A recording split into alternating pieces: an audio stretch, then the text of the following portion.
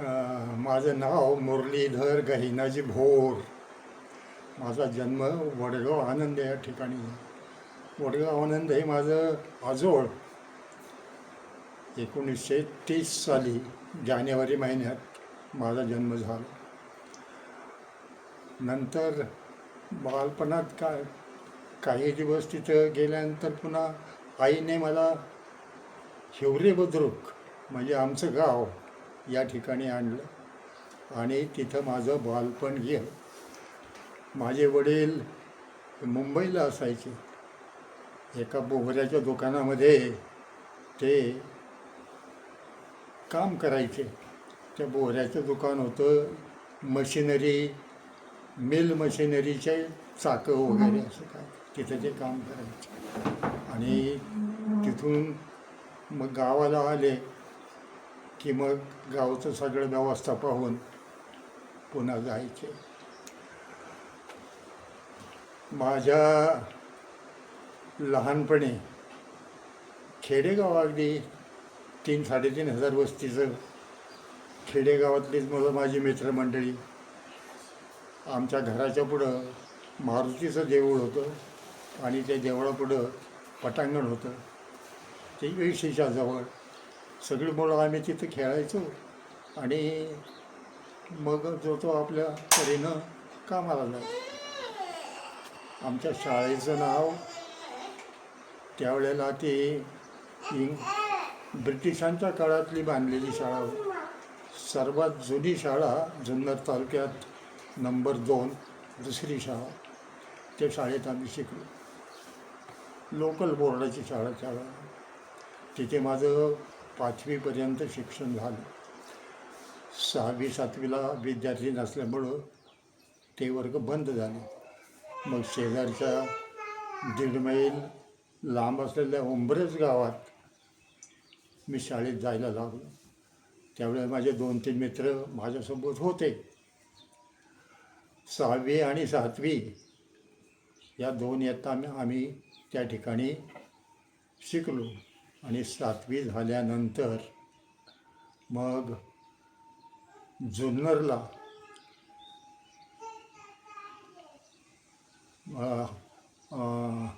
माध्यमिक विद्यालयात गेलो. शाळेचं नाव होतं न्यू इंग्लिश स्कूल जुन्नर आणि स्थानिक कमिटीने ती चालवली होती. त्यानंतर 1950 साली मी आजारी पडलो. त्यावेळेला 11वीला होतो. म्हणजे त्यावेळेला इंग्लिश 7वी असं म्हणायचं.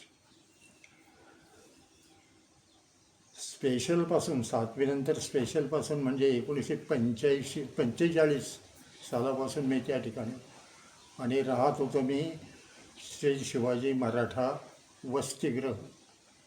ते आपल्या स्थानिक लोकांनीच, जरा सुशिक्षित असलेल्या लोकांनीच चालवलेलं होतं. त्या ठिकाणी मी राहू लागलो आणि शाळेत जाऊ. स्पेशल क्लास म्हणजे जे लोक 7वी शिकून जायचे त्यांच्यासाठी 1 वर्षाचा वेगळा जादा असा अभ्यासक्रम. म्हणजे 5वीनंतर इंग्रजी शाळेत जाणाऱ्या मुलांच्या बरोबर जे 5वीतून जाणार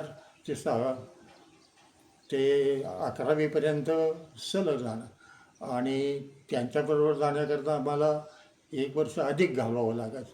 त्यावेळं आमची ती तयारी करून घ्यायची. म्हणजे इंग्रजी, मॅथमॅटिक्स वगैरे असे सब. त्यानंतर 50 साली मी नापास झालो, पण 51 साली मी पास झालो. आणि मग घरी आलो. आता पुढे काय करायचा हा प्रश्न होता. वडील मुंबईला असायचे. मग मी ठरवलं की आता मुंबईला जाऊन काहीतरी व्यवसाय करावा. मी 3 वर्ष मुंबईचे हेलपाटे मारले, पण माझ्या मनासारखं काही काम मला तिथे सापडेना, नोकरी मिळेना. पुन्हा घरी आलो. घरी आईच्या बरोबर काम करू लागलो. थोडी शेती होती, गाई, शेळ्या वगैरे जनावरं ती दिवसभर वळायची आणि घरी यायचं. विचार करता करता मग मी पुणे जिल्हा लोकल बोर्डाकडे शिक्षकासाठीचा अर्ज केला होता. तो 1951 साली मला ऑर्डर आली होती, परंतु पोस्टाच्या म्हणा किंवा इतर काही कारणाने माझ्यापर्यंत तो पोचलाच नाही. मग मी थांबलो, म्हटलं आता काय करायचं. पुन्हा शेवटी 1953-54ला पुन्हा अर्ज केला आणि 54 साली मला शिक्षकाच्या नोकरीचा आदेश आला. ती नोकरी मिळाली भोर तालुक्यातील, म्हणजे भोर संस्थानातील टिटेघर या गावी. तिथं नवीन शाळेचं ओपनिंग व्हायचं होतं आणि तिथे मला रुजू व्हायला दिलं. ठीक आहे, मी गेलो आणि त्या ठिकाणी रुजू होऊन 1 जानेवारी 1954ला शाळा सुरू केली आणि गावातली मुलं गोळा करून शाळा चालवली. त्यावेळेला मला सापडली फक्त 17 मुलं शाळेत येण्यायोग्य. आणि तिथं 4 महिने नोकरी केल्यानंतर मला कमी करण्यात आलं, कारण तो रिवाजच होता. टेम्पररी शिक्षकांना कमी करायचं, पुन्हा 2-3 महिन्यांनी आदेश देऊन नोकरीला लावायचं, अशा रीतीने ते चाललं. तत्पूर्वी गावात जेव्हा मी 2-3 वर्ष होतो तेव्हा शेतीवाडीची कामं आणि शेळ्या गुरांची वाळण्याची कामं मी करत होतो. काही दिवस 1 महिनाभर मी मुंबईला राहिलो. त्यावेळेला दररोज भटकंती करायची, कुठे काही जमेल का बघायचं. संबंध मुंबई असं मी पायी फिरायचं, पण मला योग्य मार्गदर्शन नव्हतं. कुठे काय करावं, कुठे अर्ज करावा वगैरे काही समजेना. त्यापूर्वी 1951 साली मी मॅट्रिक झालो होतो. तेव्हा मला शिकायची इच्छा होती, पण जवळ काहीच नव्हतं. वडिलांची तुटपुंजी नोकरी, पगार काही नाही, घरी खर्चण्यापुरते पैसे पाठवायचे. म्हणून मग माझ्या मावस चुलत्याकडून मी 50 रुपये घेतले आणि पुण्याला गेलो. तिथेही मला योग्य मार्गदर्शन नाही. मला इंजिनिअरिंग व्हायचं होतं. इंजिनिअरिंग कॉलेजमध्ये मी गेलो, कुठे काय, कोणाची गाठ घ्यावी, वेळ घ्यावी, काय करावं काही समजेना. आलो परत असंच. अशा रीतीनं 54 सालापर्यंत मी गावात राहिलो आणि नंतर नोकरीला लागलो. पुढे 54च्या ऑगस्ट महिन्यामध्ये मला जुन्नर तालुक्यात आदेश मिळाला आणि गाव मिळालं हिरडी जळवंडी, नाणेघाटाजवळ. तिथे मी नोकरीला लागलो. त्यावेळी 1 वर्ष नोकरी करून, म्हणजे प्रवासाची काही साधनं नव्हती, सायकल नव्हती, घरून पायपेट करत 30 मैलाचा प्रवास करायचा आणि त्या शाळेत पोचायचं. आठवड्यातून एकदा यायचं आणि जायचं. खाण्यापिण्याची शेजारी घरूनच न्यायची सगळं आठवड्याची. दर आठवड्याला असं येऊन जाऊन वर्ष काढलं. 1955 साली माझं लग्न झालं. ओतूरचे सावळाराम लक्ष्मण डुमरे यांची 3य कन्या, तिच्याबरोबर माझं लग्न झालं आणि मग आमचा संसार सुरू झाला.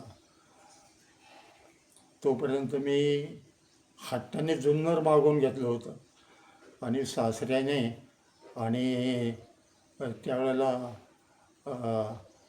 सोन्याबापू डुमरे म्हणून सासऱ्यांची लोकल बोर्डात मोठी उठबस आणि वर्चस्व होतं. जुन्नरला माझी बदली केली. त्या ठिकाणी 3 वर्षे नोकरी करून मला ट्रेनिंगचा हुकूम आला. Primary training, PTC, primary teachers certificate training. तिथं 2 वर्ष काढल्यानंतर पुन्हा मग ओतूरला मला आदेश आला आणि ओतूर शाळेत प्राथमिक मुलांची शाळा उपशिक्षक म्हणून मला काम करायची संधी मिळाली. त्या दरम्यान माझी शिक्षणाची हौस काही भागलेली नव्हती, म्हणून मी घरी अभ्यास करून पुढे शिकायचा प्रयत्न केला. त्यामुळं पुणे विद्यापीठाची बाहेरून शिकण्याची म्हणजे शाळा विद्यापीठ बाहेरून शिकण्याची काय म्हणतात त्याला, अशी सोय होती. आणि मग तो 3 वर्षाचा अभ्यासक्रम मी पार केल्यावर BA झालो. त्यापूर्वी PD म्हणून 1 वर्षाचा अभ्यासक्रम विद्यापीठाचा असायचा. तो PD तयार करण्याकरता 2 वर्ष जावे लागायचे, का 1 वर्ष गॅप आणि नंतर PDचा अभ्यास. तर ते काही आम्हाला पटेल. माझा एक मित्र नामदेव तांबे म्हणून, आम्ही दोघांनी विचार केला आणि भोपाळची एक जाहिरात होती की पदवीसाठी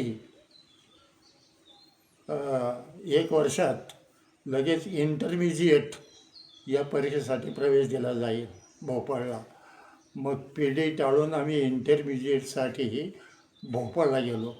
तिथे 1 महिन्यात ती भोपाळची इंटरमिजिएट परीक्षा हिंदी माध्यमातून पास झालो. माझं हिंदी बरं होतं. शालेय शिक्षणात मी हिंदी आणि मराठीचा याचा विशेष अभ्यास केला होता. मराठी साहित्य परिषदेची प्राज्ञ परीक्षा अभ्यास करून उत्तीर्ण झालो आणि हिंदीची कोविद परीक्षा, राष्ट्रभाषा प्रचार समिती वर्धा कोविद, ही परीक्षा मी पास झालो. त्यामुळं दोन्ही भाषेवर मला थोडंसं बऱ्यापैकी ओळख झालेली होती. त्याचा उपयोग मला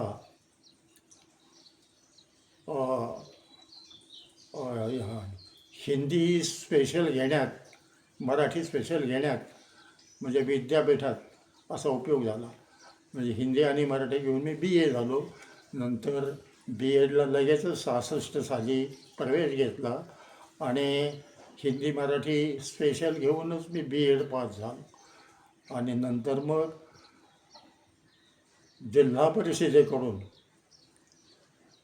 चैतन्य विद्यालय ओतूर या ठिकाणी मी उसनवर नोकरीवर आलो. कारण राजीनामा तोपर्यंत देवत नव्हता, पुढचं भविष्य नीट माहीत नव्हतं.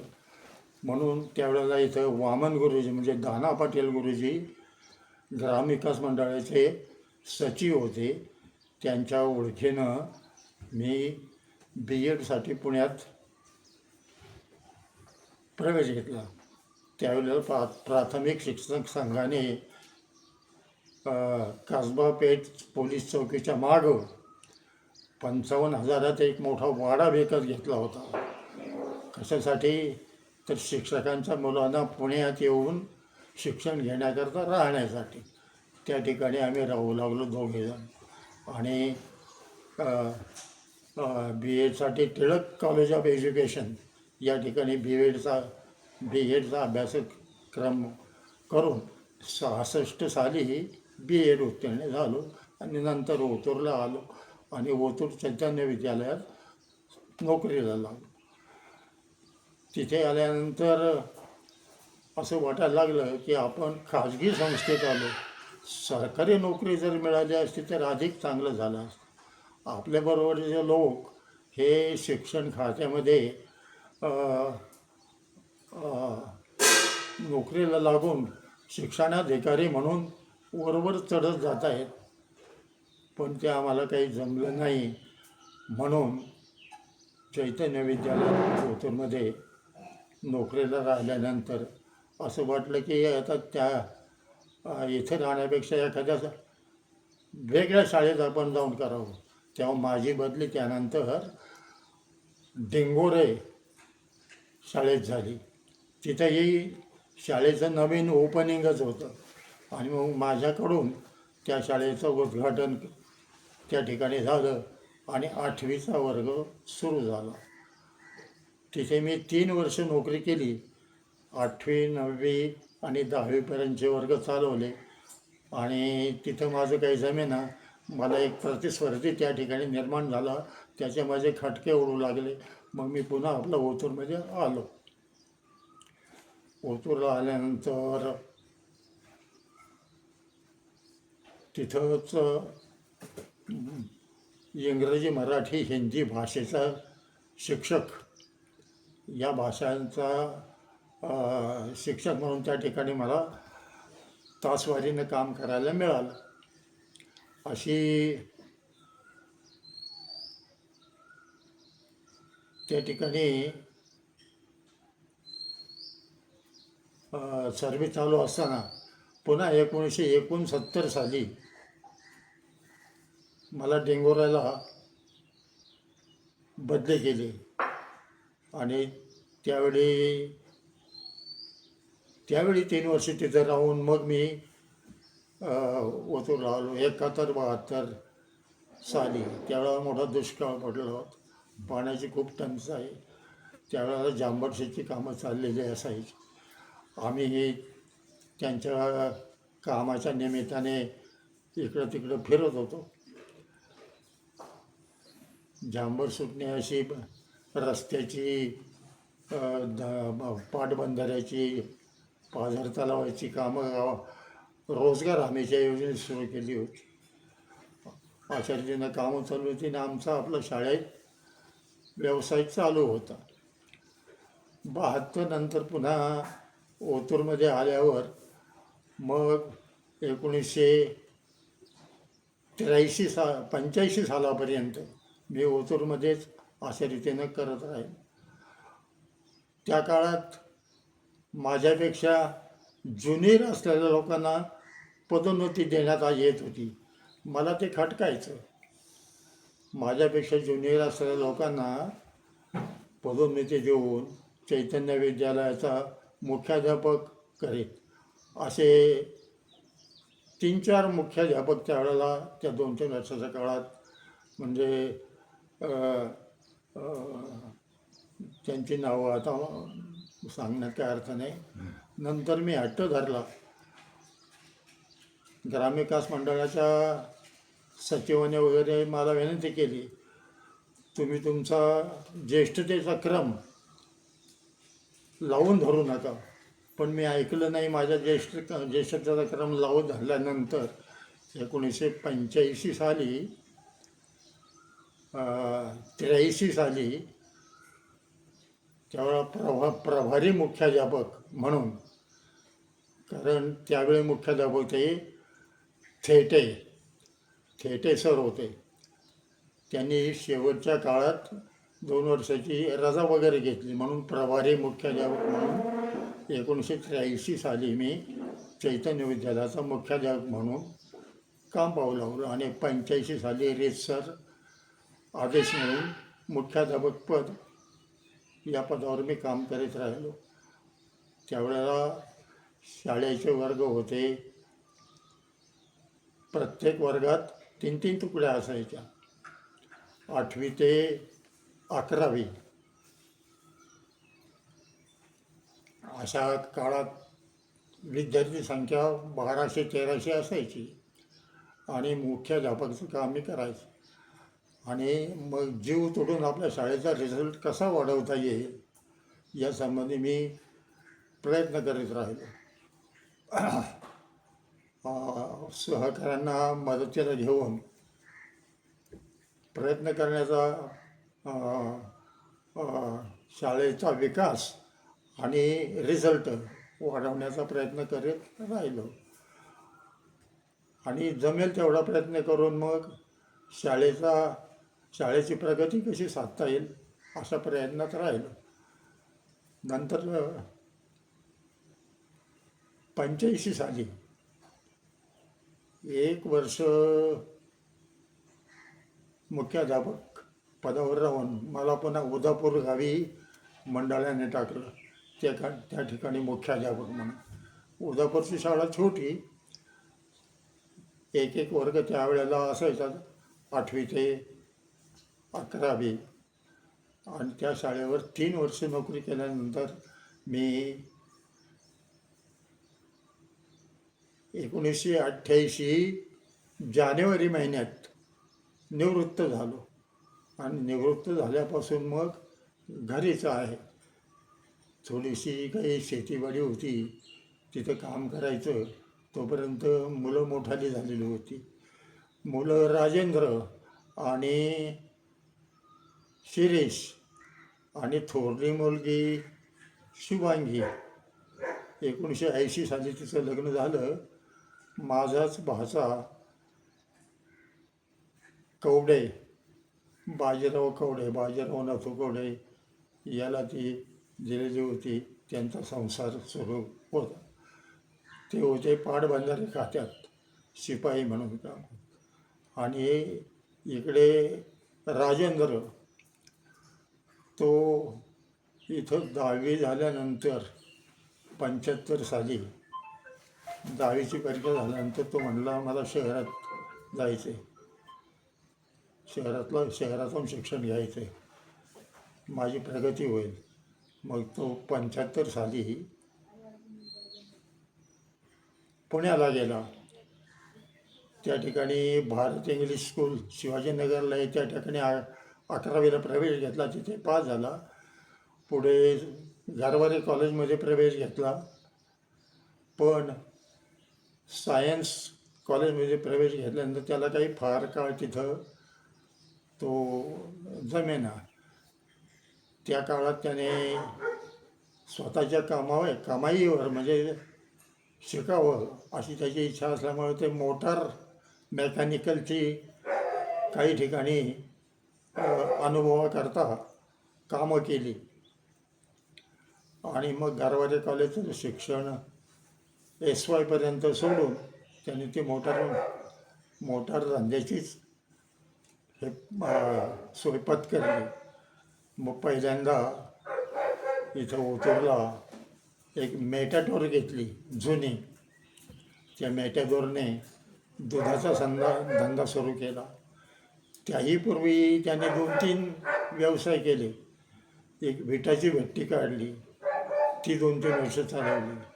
नंतर हुंडेकरी धंदा केला, तोही चालवला. ऊसाचा रसवंती म्हणूनही केला, तोही चालवला. असे अनुभव घेतले. त्यावेळी त्याचा मित्र होता दत्तात्रय कोंडाजी डुमरे, ते 2 जण करायचे. आणि शिरीष कॉलेजला जायचा. शिरीषला कॉलेजची आवड. त्या ठिकाणी त्याला NCCची मोठी आवड. NCCचा सराव करताना मग त्याला ती कवायत किंवा इतर याच्यामध्ये मोठी आवड. असं करत करत तोही BA झाला. BA झाल्यानंतर दोघांना मी सांगितलेलं होतं की बाबा तुम्ही काही नोकरी करायची नाही, तुम्ही माझ्यासारखं बोला म्हणून उगीच इकडं तिकडं जाऊन घरापासून पारखं होऊ नका आणि स्वतंत्र काहीतरी उद्योग करा. अगदी कुठल्याही हलक्या कामापासून तुम्हाला जमेल ते करा. मग त्याने अशा रीतीने शेतीमध्येही कामं केली, मामांच्या इकडं घरची पण. आणि मग मोटार व्यवसायात दोघांनी उडी घेतली. मोटार व्यवसायात त्यांचा चांगला जम बसला. जुन्या गाड्या घ्यायच्या, विकायच्या. दूध वाहतुकीला भाड्याने ट्रक लावायच्या.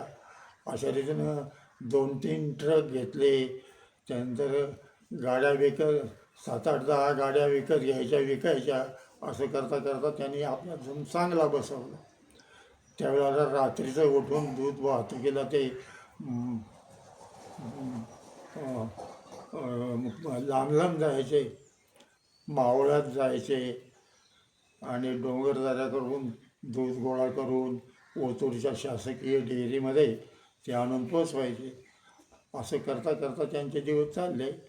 शेवटी त्यांच्या लग्नाच्या वेळी म्हणजे 1991 साली आम्ही विचार केला की यांचे लग्न आता करायला पाहिजे, ते वयात त्यांचा संसार उभा केला पाहिजे. मग 91 साली ही दोघांची लग्न आम्ही करून टाकली. त्यांची आई सुमन आणि मी, आम्ही दोघंही नोकरीला होतो. ती माझ्या लग्नाच्या आधीच नोकरीला होती. तिचे वडील शैक्षणिक क्षेत्रात असल्यामुळे 1953 सालीच ती नोकरीला लागलेली होती आणि मी लागलो नंतर 1954 साली. आणि शिक्षिका शिक्षक यांची जोडी असावी म्हणून सावळेराम लक्ष्मण डोंगरे हे चौकशीतच होते. त्यांची बहीण उंब्रजला दिलेली होती, अंबादास पाटील म्हणून, अंबादास पाटील हांडे. ते अगदी गावातले श्रेष्ठ. त्यांनी चौकशी करून माझं नाव त्यानं सुचवलं आणि माझ्या नावाप्रमाणे मग आमच्या घरी येऊन सगळी पाठवापटवी करून मला राजी केलं.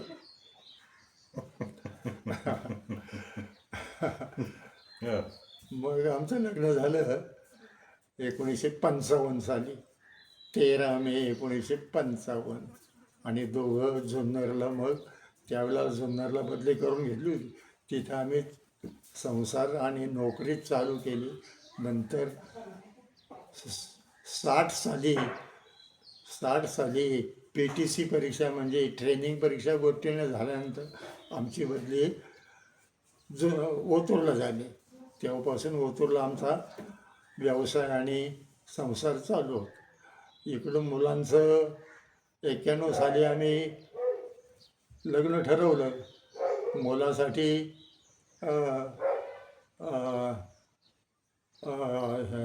गावाचं नाव आंबीचे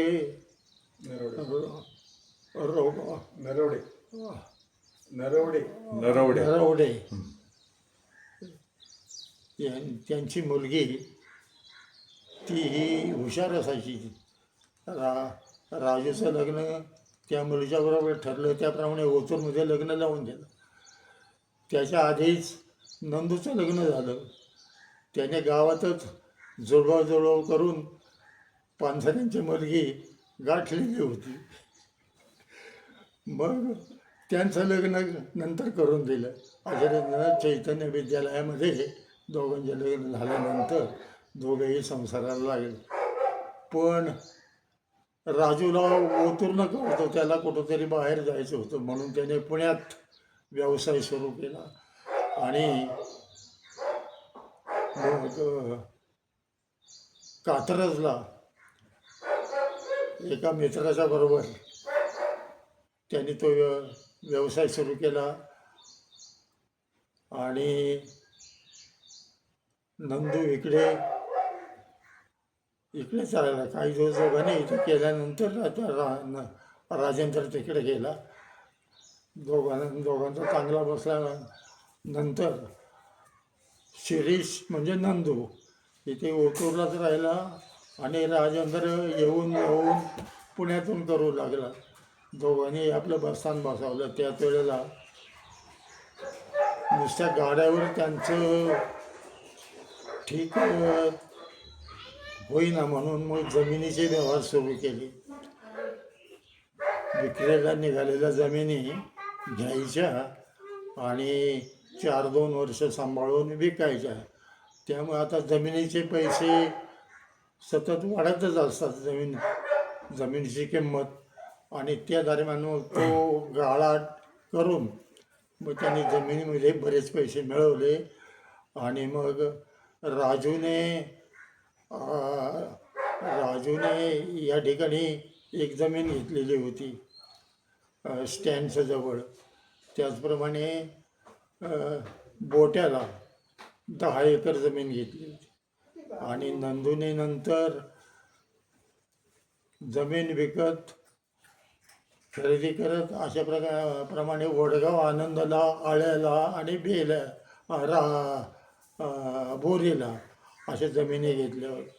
त्यापैकी काही विकल्या. आणि आज रोजी नंदूची वडगाव आनंदला 13 एकर जमीन आहे. इथं ओतूरला 6 एकर जमीन आहे. आणि राजूची बोट्याला 13 एकर जमीन आणि मावळामध्ये वाटखड्याला 4 एकर जमीन आहे. अशा प्रकारे जमिनीच्या याच्यावर आता सगळं ठाकठीक चाललं आहे. बसस्थान बसलं आहे. आणि मग त्या काळात आम्ही त्यांना सपोर्ट करीत होतो. आमच्या कुवतीप्रमाणे कामही करत होतो. त्यांच्या मुलांच्या शिक्षणाबाळाकरता आम्ही पाहतही होतो. नंदूचा मुलगा अक्षय आणि आशिष, राजूचा मुलगा क कौ कौस्तुभ सौरभ आणि अ, अ, सौरभ अ, सौरभ सौरभ आणि कौस्तुभ या दोघांची शिक्षणं चालू होती. त्यांच्याकरता राजू मुलांच्या शिक्षणाकरता पुण्यातच राहिला. त्यांची शिक्षणं केली. राजूचा मुलगा आज इंजिनियर म्हणून, कॉम्प्युटर इंजिनियर म्हणून अमेरिकेत 5-6 वर्षापासून काम करतो आहे, 7-8 वर्ष. आणि धाकटा मुलगा कौस्तुभ हा MBBS आणि MD करून हा डॉक्टर झालेला आहे. तो आता सध्या पुण्यात नुकताच MD होऊन टेम्पररी सर्व्हिस म्हणून एका हॉस्पिटलमध्ये अटल बिहारी हॉस्पिटलमध्ये टेम्पररी म्हणून नोकरीला लागलेलं आहे. दोघांचं असं चाललेलं आहे. आणि इकडे नंदूची दोन्ही मुलं हॉटेल व्यवसाय, त्यानंतर दुकान व्यवसाय अशा याच्यामध्ये चाललेली होती. आळेफाट्याला दुकान होतं. त्या ठिकाणी नंदू, त्याची आई, त्याची बायको दुकान चालवत होते. नंदू इकडं माझ्याबरोबर शेतीही पाहत होता. आता परवा गेल्या वर्षी नंदूने ते दुकान भाड्या देऊन टाकलं आणि स्वतःचे या ओतूरमध्ये शेती व्यवसायातच सुरुवात केली. राजूने तिकडं स्वतः पुण्यामध्ये चांगला जम बसवला. त्याने फ्लॅट घेतला, आणखी एक फ्लॅट घेतला, तो भाड्याने दिला. आणखी एक जागा घेतली, ती भाड्याने दिली. कात्रजला 4 एकर जमीन घेतली. अशा रीतीने त्यांनी त्या ठिकाणी बऱ्यापैकी जम बसवलेला आहे. दोघंही आता 60 वर्षाच्या पुढचे आहेत. दरम्यान ज्येष्ठ नागरिकच आहेत.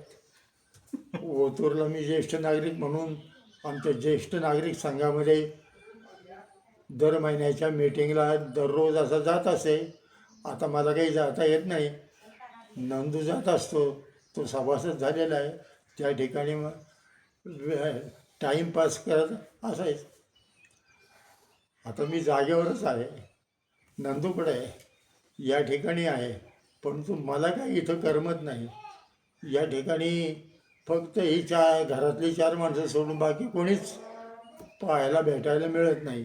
तुमच्यासारखे भेटायला येतील तेवढाच विरंगुळा.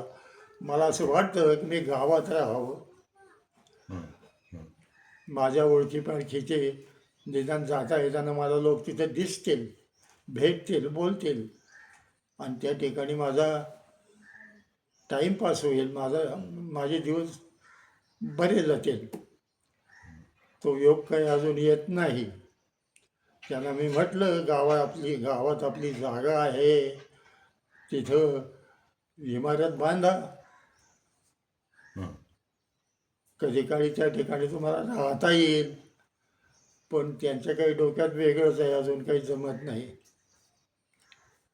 त्याच्याकडे आम्ही पैसे साठवले होते नवरा बायकोने, तेही त्यांना देऊन टाकले. म्हणले हे पैसे घ्या बांधा. पण तरी काही अजून होकसू नाही. दरम्यानच्या काळात 1983 साली त्यांची आई वारली. 83 नाही, 1915 साली. आणि त्यावेळी तिचं वय होतं 83. 1915 साली तिचं निधन झाल्यावर मी एकटेपणाने आहे आणि मुलांच्या बरोबर राहतो आहे. मला पेन्शन चालू आहे. तिची तिची सुद्धा फॅमिली पेन्शन मला मिळते आहे. पेन्शनवर मी पैसे साठवून साठवून मुलांना दिलेले आहेत. मला काय खर्च आहे. मुलं सगळं पाहतात. जेवण खाण चहा पाणी कपला जातं वगैरे. अशा रीतीनं माझा हा प्रवास चालू आहे. दरम्यानच्या काळात माझे आई वडील आई 1972 साली वारली दुष्काळाच्या काळात. त्यावेळेला मी ओतूरलाच सर्व्हिसला होतो. त्यांच्याकडं जाऊन येऊन पाहत होतो. घर खर्च कमी जास्त काही. मला 2 भाऊ होते, 3 बहिणी. 3 बहिणी आपापल्या गावाला राहत होत्या आणि 2 भाऊ हिवरे बुद्रुकला शेती करून राहत होते. त्यापैकी धाकटा भाऊ एक सर्व्हिस करून शेती पाहत होता. तोही शिक्षक होता आणि पारुंडे गावी त्यांनी प्रेमविवाह करून असंच विवाह करून घेतला होता आणि तिथे शिक्षक म्हणून राहत होता. दोघांनी वडिलोपार्जित राहिलेली जमीन हे कसून उत्पन्न काढत होते. 1975 साली येडगाव धरण झालं. त्या धरणामध्ये आमची खूप जमीन गेली. जवळ 12-15 एकर जमीन वडिलोपार्जित होती. त्यापैकी राहिली फक्त 6 एकर. बाकीची धरणात गेली. तिची भरपाई त्या वेळेला काय 1100 रुपये एकर याप्रमाणे आमच्या वडिलांना ती मिळाली. 75 साली त्यांच्या खर्चाकरताच ती खर्च झाली आणि त्यांच्याकरता छोटंसं घर मी त्यावेळेला तिथं बांधून दिलं. तिथं ते राहत. 85 साली ते निधन पावले आणि मग भाऊ तिथला कारभार पाहत राहावं लागले. मी म्हटलं आपल्याला तिथं जमीन नसली तरी चालेल पण भावांचं नीट चाललं पाहिजे. मग त्यांच्याकडे ती जमीन घातली आणि इकडं मुलांच्या संसारात मी आहे.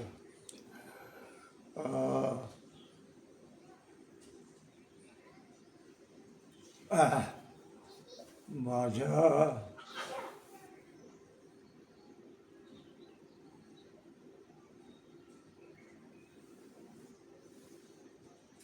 आयुष्यातले विशेष महत्त्वाचे क्षण मला काय आहे त्या आता नीट परीने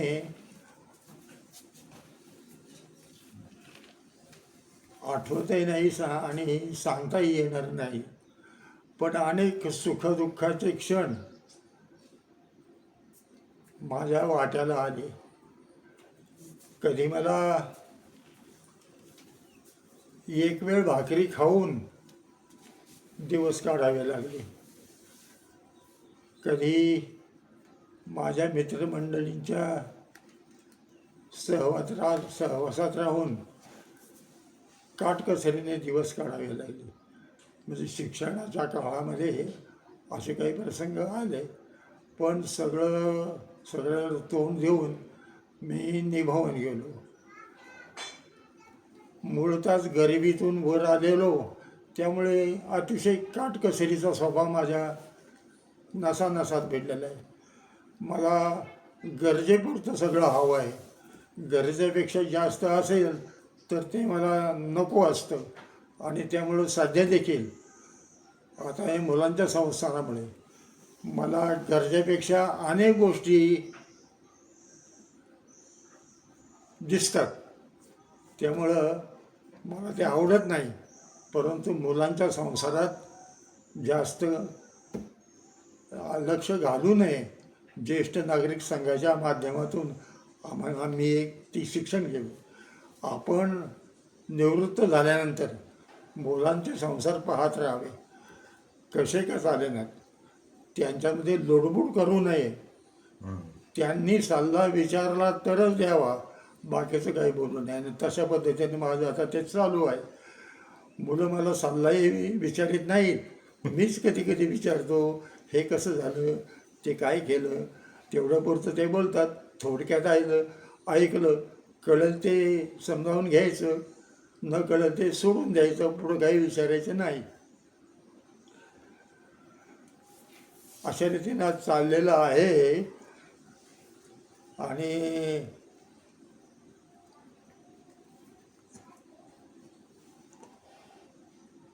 मला आता 97 वर्ष सुरू झालेलं आहे. 96 वर्ष मी अशा पद्धतीने घालवली. किंवा कोणाशी बसणं उठणं नाही, एकलेपणाने या ठिकाणी माझं जीवन चाललेलं आहे. मी कोणाशी बोलतही नाही, मला कोणी होऊन काही विचारतही नाही. अशा पद्धतीने माझं ते चाललेलं आहे. आता पुढचं आयुष्य मला किती लाभेल काही सांगता येत नाही. तरी देखील 100वी गाठावी अशी माझी मनोमन महत्त्वाकांक्षा आहे. पण तोपर्यंत उद्या काय होईल हे कोणी सांगितलं आहे? आपण आकांक्षा धरावी, अपेक्षा धरावी, पूर्ण होईलच की नाही देवाच्या हाती. तोपर्यंत आता हे जीवन आता समर्पण आहे. इथपर्यंत माझा हा आयुष्याचा काळ लोटलेला आहे. मध्ये आधी बऱ्याच घडामोडी, पण आठवणीच्या सगळ्याच आठवतेला असं नाही.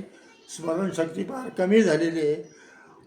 तासापूर्वी काय झालं ते आठवत नाही, काल काय झालं ते आठवत नाही, आणि आठवण्याकरता मलाच प्रयत्न करावे लागतात.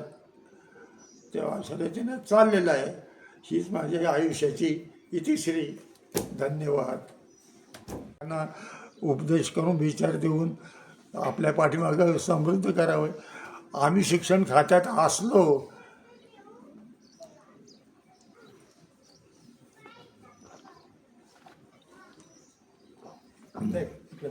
शिक्षण खात्यात जीवन व्यतीत केलं तरी तेवढ्यापुरतं तेवढं दिवस निभावले. अधिक प्रकर्षाने असा प्रभाव असा काही मला टाकता आलेला नाही. त्यामुळे आला दिवस गेला अशा पद्धतीने चाललं होतं. पण तुम्हाला वाटतं का तुम्ही सुखी जगलात म्हणून? सुखी जगलात? सुखी जगलात का? सुखी सुखी हा सुखी आहेच. खरं तर माझ्या जीवनात मला शिक्षकाची नोकरी करायचीच नव्हती, पण नाईलाजाने ती मला स्वीकारावी लागली. आणि शिक्षण हे पवित्र क्षेत्र आहे. नई शिक्षणम ज्ञानेन पवित्रम इह विद्यते, म्हणून मी ती नोकरी केली. त्या पूर्वी मला काहीतरी इंजिनिअरिंग व्हायचं होतं आणि त्या क्षेत्रामध्ये, इंजिनिअरिंगच्या क्षेत्रामध्ये काम करायचं होतं, पण ते काही साधलं नाही. आणि म्हणून मी शिक्षक. अंगावर पडल्यासारखा शिक्षक म्हणून काम केलं. पण याही स्थितीत मी मला हे नको आहे. मी तन्मन धनाने या ठिकाणी काम केलं आणि आहे त्यात समाधान मानावं. या उपदेशाप्रमाणे तुकारामाने सांगितलं आहे, जैशी स्थिती आहे तैशाबरी राहे, कौतुक तूप आहे संचितायचे. किंवा अशा रीतीनं चाललेलं आहे. दरम्यानच्या काळात मी ज्ञानेश्वरी वाचली, तुकारामाचे अभंग वाचले. त्यापासूनही माझ्या आयुष्यात काही बदल घडवता येईल का याचा मी प्रयत्न करीत राहिलो. आणि त्यांच्या शिकवणीचा माझ्या मनावर खोल परिणाम झाला आहे. पण ते केवढे उंच, मी किती ठेंगणं. आयुष्यात काहीतरी सुधारणा व्हावी, वृत्तीत सुधारणा व्हावी, विचारात सुधारणा व्हावी, या दृष्टीने मी त्यांच्याकडे पाहतो. एवढंच. त्याला ते काय रेटिना पडदा खराब झाला, त्यामुळे दिसत नाही. डोळ्यांची ऑपरेशन केलेली होती, मोतीबिंदू. एकाने आता थोडंसं दिसतंय. आम्ही दिसतोय का तुम्हाला? आम्ही दिसतोय तुम्हाला? हो, माणूस म्हणून दिसतं, पण जवळ आल्याशिवाय नीट ओळखता येत नाही. ती स्मरणशक्ती नीट जागी झाली तर काही समजत नाही. आणि ऐकू येण्याचं? ऐकू तर फारच कमी झाली. लांबचा आवाज मोठा होतो, जवळचा आवाज अगदी भसाटा वाटतो. लहान मुलं बोलली, माझ्या पणत्या खुशी ती जवळ येऊन बोलली तेवढं मला समजतं. तिचा आवाज जरा पातळ कोमल म्हणून तो कळतो. बाकीच्यांचा सगळा भसाड आवाज ठो ठो ठो ठो काही कळत नाही. सगळं घर दणाणून जातं. त्याचा प्रतिनिधी कानावर पडतो. ढो ढो ढो ढो ढो.